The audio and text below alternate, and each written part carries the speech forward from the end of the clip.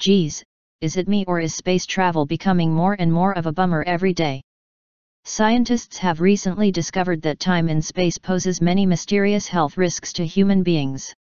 The constant bombardment of cosmic radiation astronauts face in the vacuum of space has been found to increase the risk of developing unexplained cardiovascular diseases.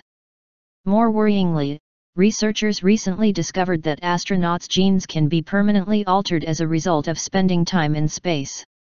Now, would-be astronauts have another disappointing space discovery to harsh their collective buzz. Scientists have found that it is likely impossible to get stoned in space. What a bummer!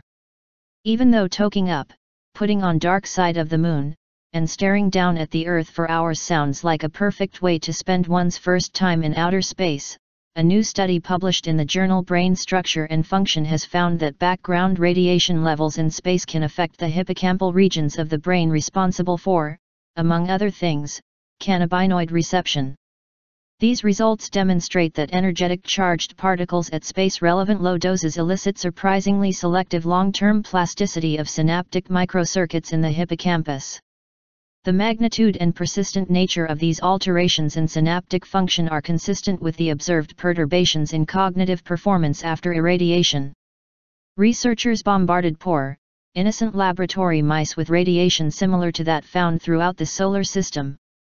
After irradiation, the activity of cannabinoids, CB1, and cannabinoid receptor basket cells, CB1-BCS, in the mouse brains was found to be significantly decreased due to the fact that the radiation triggered the release and uptake of another neurotransmitter, GABA.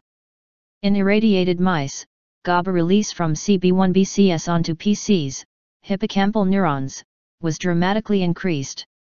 This effect was abolished by CB1 blockade, indicating that irradiation decreased CB1-dependent tonic inhibition of GABA release. Okay, you're probably wondering why scientists would study this particular aspect of radiation-induced cognitive impairment.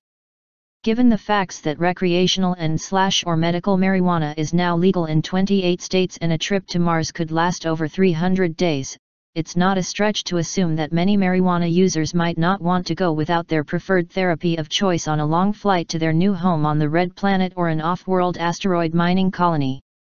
If these discoveries don't discourage you from taking a commercial spaceflight in the near future, there's always a chance you could, blow up on the launch pad or be incinerated upon re-entry into the atmosphere.